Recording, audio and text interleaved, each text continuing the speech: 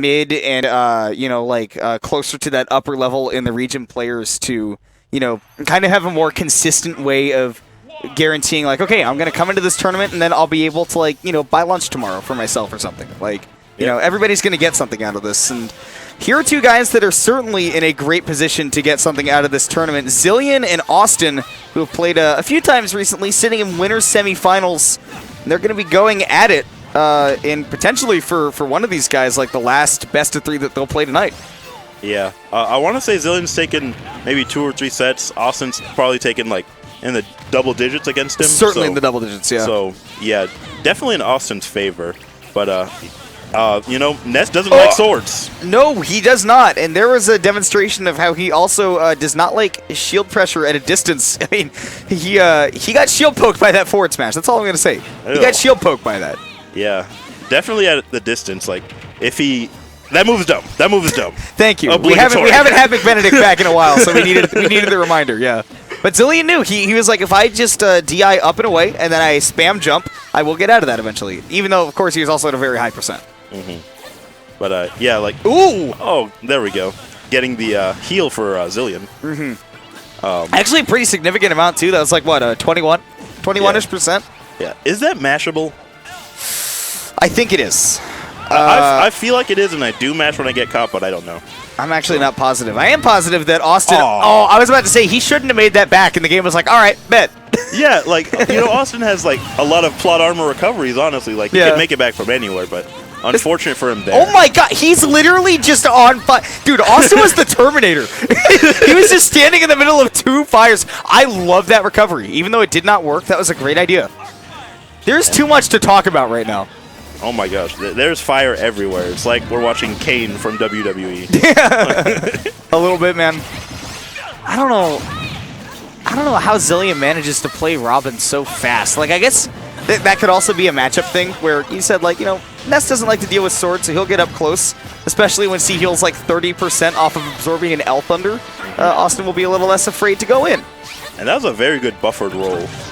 Generally against Robin, from what I've been told against like other Robin mains, like they say you want to choose your ledge option and choose it quickly, because if you just wait until you run out of ledge invulnerability, then you just make yourself, more like prone to his setups. Ooh. Speaking of setup, Xillion could not get his there on shield. He wanted 2 arc fires and then to be able to probably break it with 11 sword, but Awestin was able to escape since he didn't have another use of the arc fire left. And it's looking very much anti-air jab. Anti-air jab, and right as that arc fire recharged too to take the stock and take the game as well. Xillion up 1-0 on Awestin, which is something that actually we've seen quite a bit, but it's looking really, really good for Xillion right now. Yeah, like definitely Xillion like takes a lot of games off Awestin, and then we see like Awestin like sort of bring the set back. But it could go either way, honestly. Awestin's definitely a guy to fear when he's down in a set. He definitely has some screws that turn in his head, but that put him in. But when he's got to come back from a 2-stock, Xillion definitely looked like he came in with something a little different. But I don't know. What do you think about the stage pick from Awestin? I feel like on paper, this would probably benefit Robin more, like with no platforms to like give you secondary or tertiary options to escape the ledge traps.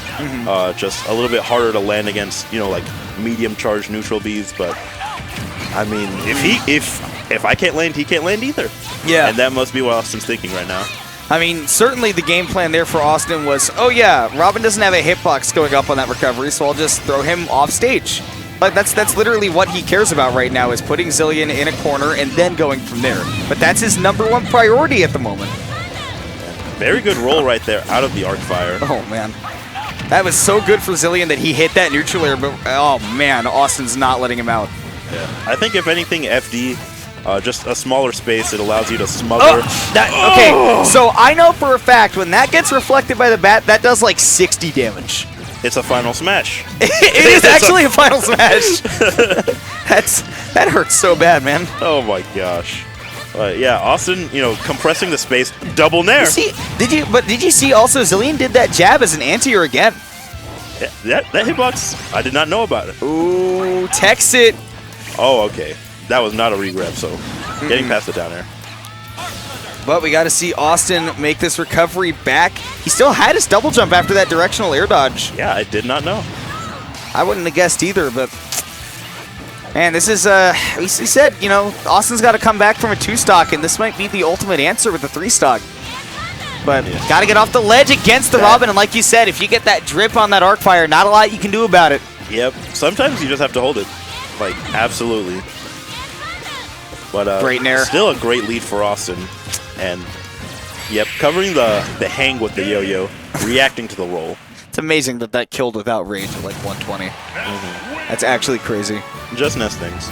Just Ness things. The fact that he's always had a kill through like that is, you know, in some games, you know, like in Melee, for example, you didn't have to blast zone somebody to kill them. But, you know, getting them off stage was always good, but Ness was also really bad in that game anyways. But, like, in Smash 4 especially, and in Ultimate as well, where oftentimes you really do just have to, like, blast zone your opponent to get that kill, having a reliable kill throw at, like, a reasonable 120, 130% does so much, so many wonders for this character. But I have to see how Awestin adapts here on Lilac Cruise for Game 3. It's Xillion's pick. Yeah. Oh. You know, I get a little confused. Like, sometimes I feel like slants are bad for zoners, like, or like ledge trappers, like, you know, DDD, Robin. But then they go to this stage and they do amazing things. So, you know, I never know what to think. You have to have the precise positioning, but what it does do is that you can stand behind the. Oh my gosh, he just actually dribbled him like a basketball. That's crazy. One-player RPG. Yeah. His whole party has to take a turn hitting him. Austin's just playing Earthbound. I don't see what the problem is. It's canon. But yeah, what you can do is what I was going to say is that when you do get that ledge trap set up, then as the zoner, you just run to behind the slant, and unless your opponent's playing like, I don't even know, like they can't hit you with an aerial when you're standing all the way behind that slant. Okay. And you get to just kind of be completely safe behind what's virtually a wall. Because they won't be able to hit you coming up that slant. Because you have the high ground, Anakin. Yeah, I imagine you need something like a Bayonetta side beat to get in that specific positioning, but even then, like that's a limited burst range. Like here on Lilac, that would like barely hit a Robin standing all the way. Oh my gosh! And you can see that Awestin is benefiting from that as well. Not even with like the ledge trap setups. He just goes, okay, I can jump over like an aerial coming off of the ledge and then get a punish afterwards. And Xillion stacking up some arc fires for plenty of damage. Honestly, that's a kill move. It does a billion damage. Very solid.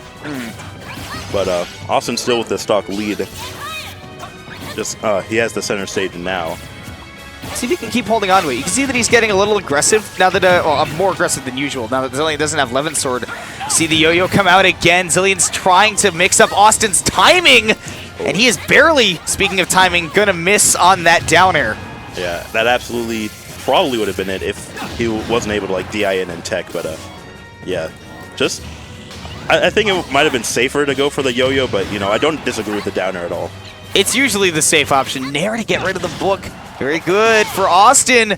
Oh my gosh, just stabbing him in the ribs. Et tu, Brute. That dash attack is actually, like, that is actually Julius Caesar. That is one of the most brutal things. Oh, stacking it up again. If he had hit that Levin aerial, we would have once again been seeing Awestin at like 50-something. But now a little bit lower, getting the absorb, the minor on the arc fire. Running out of resources, though. A little scary for Xillion. Nice, though. Covers Awestin jumping off that platform. Didn't want to deal with the arc fire. And Xillion's like one arc fire confirm away from winning this game, but he is out of it right now. Okay. Awestin, he missed dropping off of that platform with a forward air. You see that all the time from like everybody in this game. All right, Robin with his resources. He said, "I'm good for a second round, honey. Just give me some time." And now he's ready to keep it going. And oh no, the yo-yo's gonna come out with a tech! I can't believe Xillion wasn't rewarded for that. That Awestin still got the second yo-yo out in time. But that was a godlike tech from Xillion to hold into the stage and get the tech. But it didn't matter. Awestin still able to close out that set 2-1. But that went down to last hit. Yeah, Xillion was just when it like really mattered, he was just really good at avoiding Austin's kill